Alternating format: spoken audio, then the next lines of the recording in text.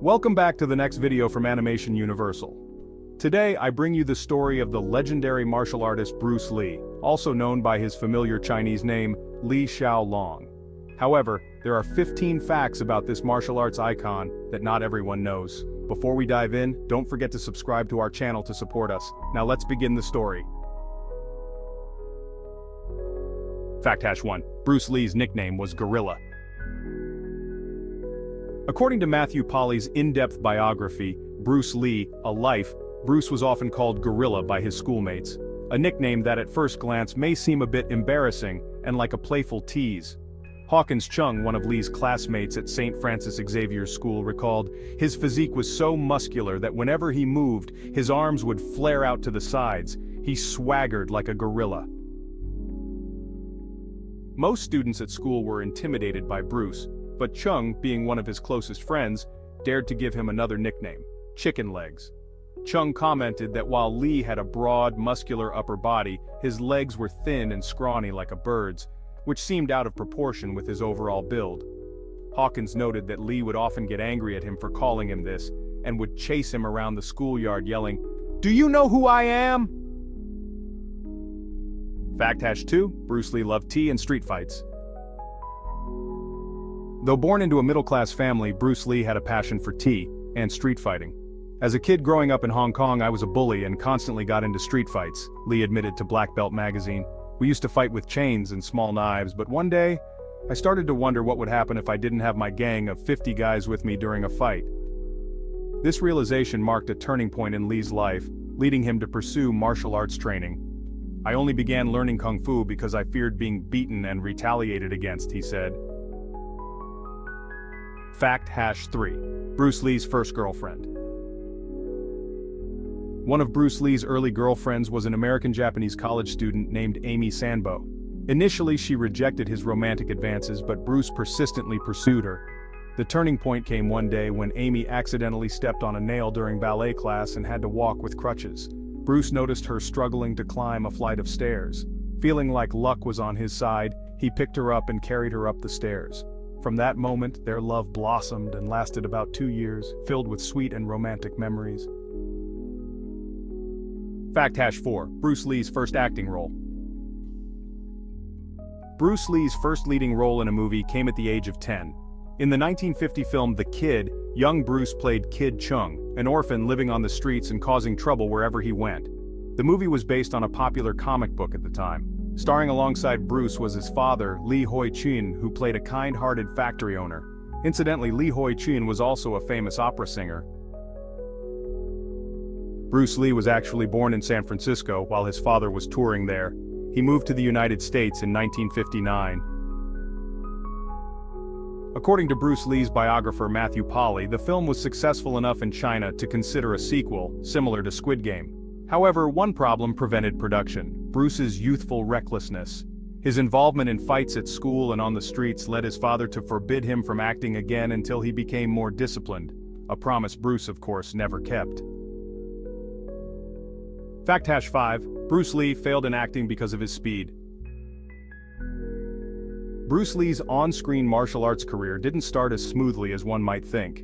In the American TV show The Green Hornet, which made him famous in the West, Lee's performance faced an unexpected challenge. It wasn't that his acting was bad, he simply moved too fast for the camera to capture. During one scene, none of his moves were visible on film. This led to laughter from the cast and crew, leaving Lee frustrated as he stormed into his dressing room in a foul mood. He later adapted by performing his moves in slow motion, allowing the camera to capture his incredible skills more effectively. Fact hash 6. Bruce Lee loved cars. Much like Cristiano Ronaldo, Lionel Messi, or any wealthy individual, Bruce Lee had a strong passion for cars. While teaching martial arts in the United States, he purchased a Chevrolet Nova, which featured a rear window decal that read, "This car is protected by the Green Hornet." A friend of Bruce's occasionally lent him a Shelby Cobra supercar, but Bruce's real dream was to own the sports car his best friend Steve McQueen drove, a Porsche Targa. When Bruce's mother sent him money from selling a property in Hong Kong, he wasted no time heading to the dealership to buy a Porsche, turning the phrase "rags to riches" into his reality. Fact #7. A director's mistake claiming to be Bruce Lee's teacher. Veteran film director Lo Wei, who directed The Big Boss, made an unforgivable mistake when he told a newspaper that he had taught Bruce Lee how to perform action scenes on camera. Worse still, he referred to himself as the Dragon's mentor. When Bruce found out, he stormed onto the set where Lo was filming and threatened to knock his teeth out. However, the situation was diffused when Lo's wife Gladys intervened and calmed Bruce down. Fact #8. Bruce Lee's younger brother was a famous pop singer in Hong Kong. Bruce Lee's younger brother, Robert Lee Junfei, was a renowned pop musician in Hong Kong. He was the lead singer of Thunderbirds, a successful band during the mid-1960s that performed songs in English. In 1974, he released a tribute to his brother titled The Ballad of Bruce Lee. Fact #9. Bruce Lee's first box office hit in Hong Kong. When Bruce Lee's first martial arts film, The Big Boss, was released in Hong Kong in 1971, it broke the box office record previously held by the 1965 musical The Sound of Music, starring Julie Andrews. The Big Boss became a surprise box office sensation. Fact #10. The most ridiculous film after Bruce Lee's death. The 1976 biographical film Bruce Lee, True Story, is among the many poorly made movies about the star after his death. The film offered several completely different theories about how the Hollywood martial arts superstar died. It even went so far as to suggest that Bruce Lee didn't die at all and was planning to make a dramatic comeback in the 1980s. The absurdity of the movie begged the question, why not just claim Bruce Lee would join the Marvel Cinematic Universe and shine as its brightest star? Fact #11. Bruce Lee was deemed unfit for the US military. Despite having a body fat percentage so low it was nearly non-existent, and the ability to perform two-finger push-ups, Bruce Lee failed the medical examination for the US military draft in 1963. While he maintained an intense fitness regimen throughout his adult life, his cryptorchidism, a condition where one or both testicles fail to descend, disqualified him from serving. Otherwise, Vietnam might have witnessed Bruce Lee wielding a rifle on the battlefield. Fact #12. Bruce Lee was an exceptional cha-cha dancer. With a younger brother who was a pop singer, Bruce Lee ensured he held his own in the talent department. Long before he dazzled audiences with his lightning-fast martial arts moves, Bruce's physical prowess shone on the dance floor, specifically in the cha-cha.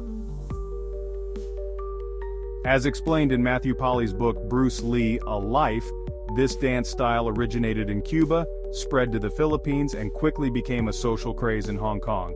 When teenage dance competitions began popping up, Bruce took to the cha-cha at the age of 14. In 1958, he won the Crown Colony Cha-Cha Championship. Was this a prelude to the martial arts genius we'd later see? Perhaps, since Bruce's martial arts style incorporated elements of rhythm and movement. At the time, Bruce even carried a piece of paper in his wallet with notes on 108 cha-cha steps. Fact #13. Bruce Lee had his sweat glands removed. Bruce Lee brought a physique to the screen that was decades ahead of its time. However, the physical demands of his roles caused him to sweat profusely during filming. Disliking the sight of sweat stains on his clothing, the martial arts pioneer decided to take an unconventional approach. In 1973, Bruce underwent surgery to have the sweat glands in his armpits removed, ensuring he always looked polished and flawless on screen. Fact #14. Footage from Bruce Lee's funeral was used in the 1978 film Game of Death. At the time of his death, Bruce Lee was involved in several projects, including what would later become Game of Death. According to Vice, much of the film was incomplete when Lee passed away. Only about 40 minutes had been filmed, including an iconic fight scene between Lee and NBA legend Kareem Abdul-Jabbar. Normally, a movie might be abandoned if the lead actor tragically passes away during production. However, Golden Harvest Studios was determined to salvage the project. They hired Enter the Dragon director Robert Klaus to piece together a final product. The result was a Frankenstein-like film, incorporating 11 minutes of existing footage of Lee, dubbed lines from his previous movies, and stand-ins for certain scenes. In one instance, the director even used a cardboard cutout of Lee's face to complete a shot. But the peak of creativity, or controversy, came when the story required Lee's character to fake his death. The filmmakers used actual footage from Bruce Lee's real-life funeral, including shots of the large mourning crowds, pallbearers, and even close-ups of Lee's open casket. Fact Hash 15. Bruce Lee's posthumous success inspired a genre of its own. Bruce Lee's career was reaching unprecedented heights in China and gaining momentum in the United States in 1973. Tragically, he passed away just 1 month before the release of his most successful film, Enter the Dragon. The film grossed over $200 million worldwide, solidifying Bruce Lee's legacy as a martial arts icon. Following his death, the overwhelming success of Bruce Lee's films led to the birth of a subgenre, Bruceploitation. Many imitators and knockoff films were made to capitalize on the martial arts craze sparked by Lee's popularity. Jackie Chan even appeared in some of these films, such as New Fist of Fury in 1976. By 1980, Bruceploitation had reached new extremes with The Clones of Bruce Lee, a sci-fi film featuring actors like Dragon Lee, Bruce Lee, and Bruce Lai, playing genetic clones of the late star, created by scientists using Lee's DNA.